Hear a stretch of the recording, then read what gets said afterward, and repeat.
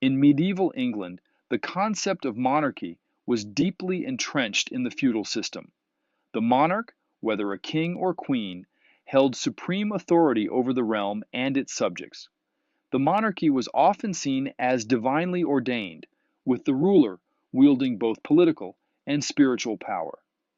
This centralized authority allowed the monarch to make laws, levy taxes, and command the military. However, as England evolved, so too did its system of governance. One of the most significant developments was the emergence of Parliament. Initially, Parliament served as a council of advisors to the monarch, consisting of nobles, clergy, and wealthy landowners. Over time, Parliament gained greater influence and autonomy, eventually evolving into a representative institution with two distinct houses, the House of Commons and the House of Lords. The House of Commons represented the interests of the common people, with members elected by landowners and later by a broader electorate.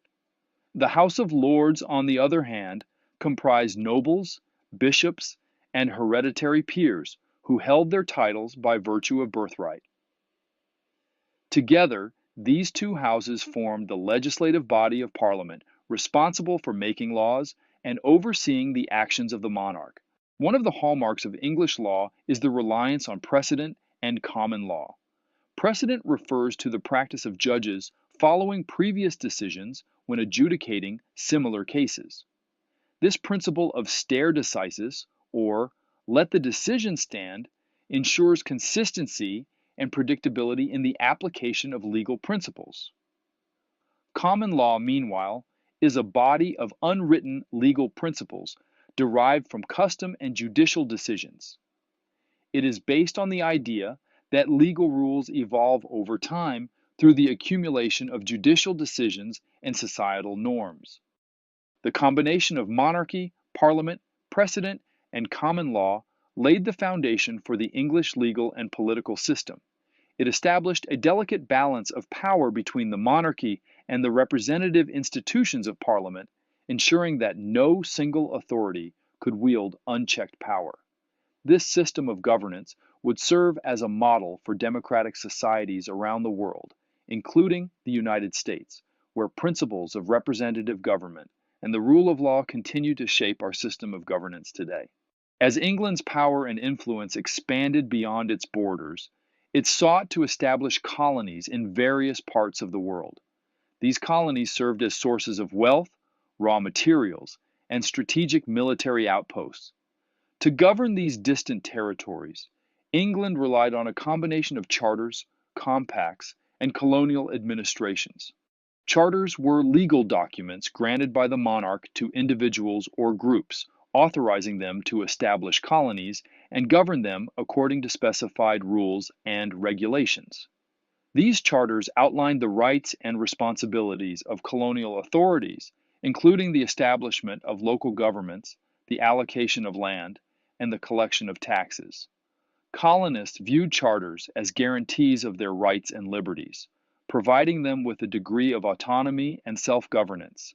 In some cases, settlers entered into compacts or agreements with colonial authorities to establish self-governing communities. One notable example is the Mayflower Compact, signed by Pilgrim settlers aboard the Mayflower in 1620. This document established a framework for self-government in Plymouth Colony, outlining principles of consent, cooperation, and the rule of law.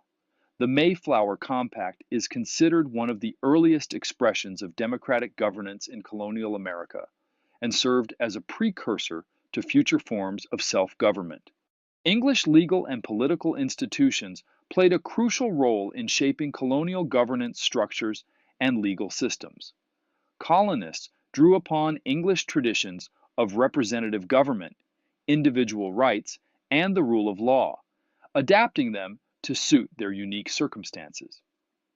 While colonial governments varied in their form and function, many adopted similar institutions and practices to those found in England, including elected assemblies, courts of law, and systems of local governance.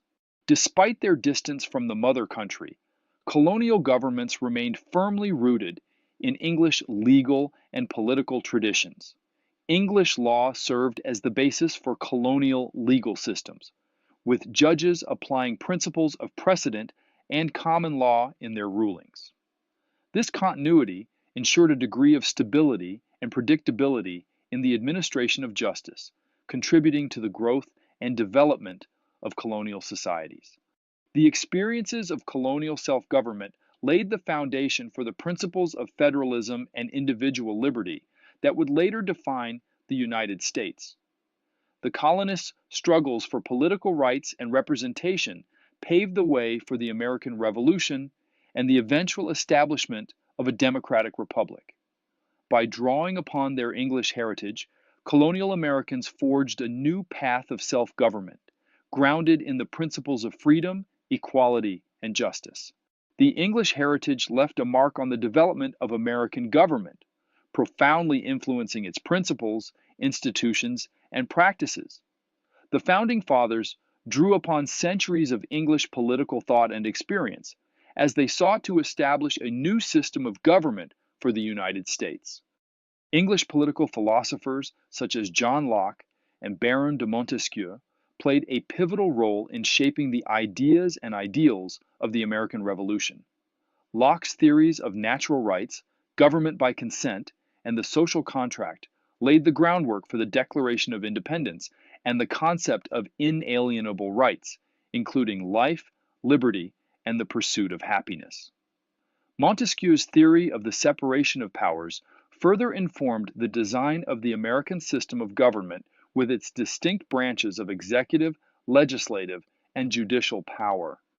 The American system of government, with its emphasis on representative democracy, the rule of law, and limited government, reflects the enduring legacy of our English heritage.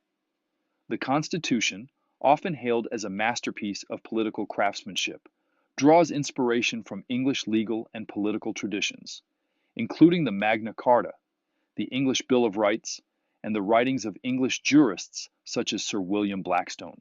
One of the most significant contributions of English heritage to American government is the incorporation of legal concepts such as precedent and common law into the American legal system.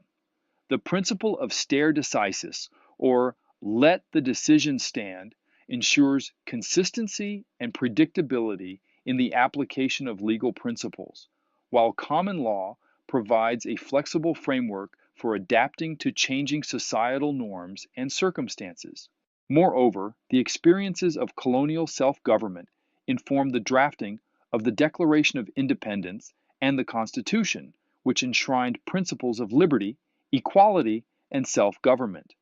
The struggle for political rights and representation, which began in the colonial period, culminated in the establishment of a democratic republic founded on the principles of popular sovereignty and the consent of the governed.